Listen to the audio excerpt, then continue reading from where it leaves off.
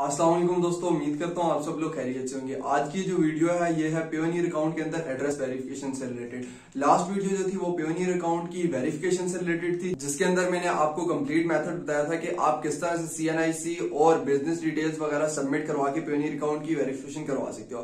But बहुत से दोस्तों के पास एक न्यू ऑप्शन आ रहा था पेयोनियर अकाउंट के अंदर, वो था एड्रेस वेरिफिकेशन वाला। तो पेयोनियर उनसे एड्रेस वेरिफिकेशन से रिलेटेड डिफरेंट डिटेल्स मांग रहा था। तो जनाब यहाँ पर आप देख सकते हो कि पेयोनियर मुझसे एड्रेस वेरिफिकेशन मांग रहा है, और जब मैं एड्रेस वेरिफिकेशन वाले ऑप्शन के अंदर जाता हूं तो पेयोनियर मुझे डिफरेंट ऑप्शन देता है। इन ऑप्शन के अंदर बैंक स्टेटमेंट या बैंक डॉक्यूमेंट का ऑप्शन मौजूद है, यूटिलिटी बिल का ऑप्शन मौजूद है और रेंटल एग्रीमेंट का ऑप्शन मौजूद है। तो ये तमाम तर ऑप्शंस हैं क्या।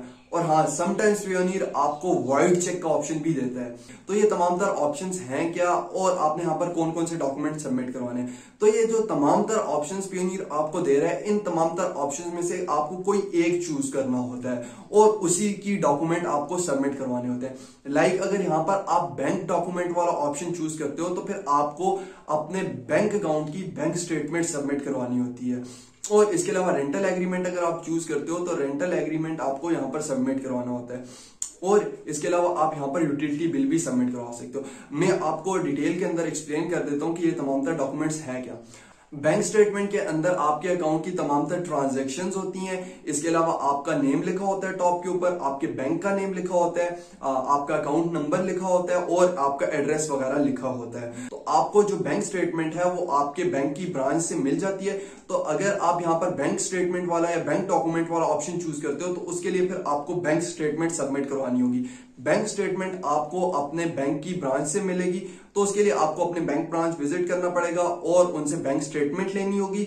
और बैंक स्टेटमेंट के फ्रंट पेज की, जिसके ऊपर आपका नेम, आपका एड्रेस, आपके बैंक का नेम और तमाम तरह डिटेल्स मेंशन हो, उसकी पिक्चर लेनी होगी। और फिर वो पिक्चर आपने यहाँ पर बैंक डॉक्यूमेंट वाला ऑप्शन चूज करना है और यहां से आपने अपलोड करके वो पिक्चर सबमिट करवा देनी है। इसके अलावा यहाँ पर पेयोनियर आपको रेंटल एग्रीमेंट का ऑप्शन देता है। रेंटल एग्रीमेंट ये होता है कि लाइक आप कहीं पर किराए के मकान के अंदर रह रहे हो और आपके और मकान मालिक के दरमियान में एक एग्रीमेंट होता है, तो आप उस एग्रीमेंट की पिक्चर लेकर भी यहाँ पर रेंटल एग्रीमेंट वाले ऑप्शन को चूज करके सबमिट करवा सकते हो।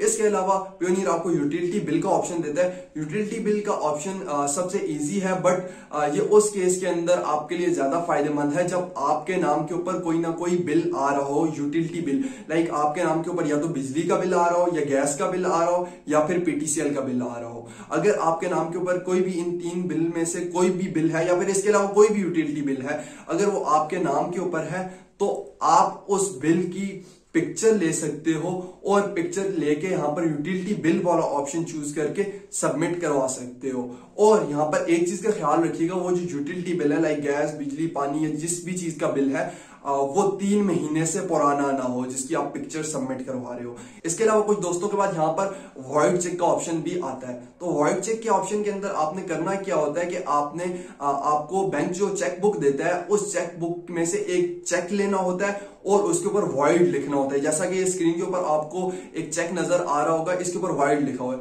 तो आपने इसी तरह चेक लेना होता है, उसके ऊपर वॉइड लिखना होता है और फिर उसकी पिक्चर लेके यहाँ पर वॉइड चेक वाला ऑप्शन सिलेक्ट करके सबमिट करवा देनी होती है। तो यहाँ पर आपके पास जो भी डॉक्यूमेंट अवेलेबल है, आपने उस डॉक्यूमेंट वाला ऑप्शन सिलेक्ट करना है और फिर उस डॉक्यूमेंट की एक पिक्चर, बिल्कुल क्लियर पिक्चर लेनी है और यहाँ पर वो पिक्चर आपने अपलोड करके सबमिट करवा देनी है। यहाँ पर आपने एक चीज का ख्याल रखना है कि वो डॉक्यूमेंट आपके नाम के ऊपर होना चाहिए या फिर पेयोनियर अकाउंट होल्डर के नाम के ऊपर होना चाहिए।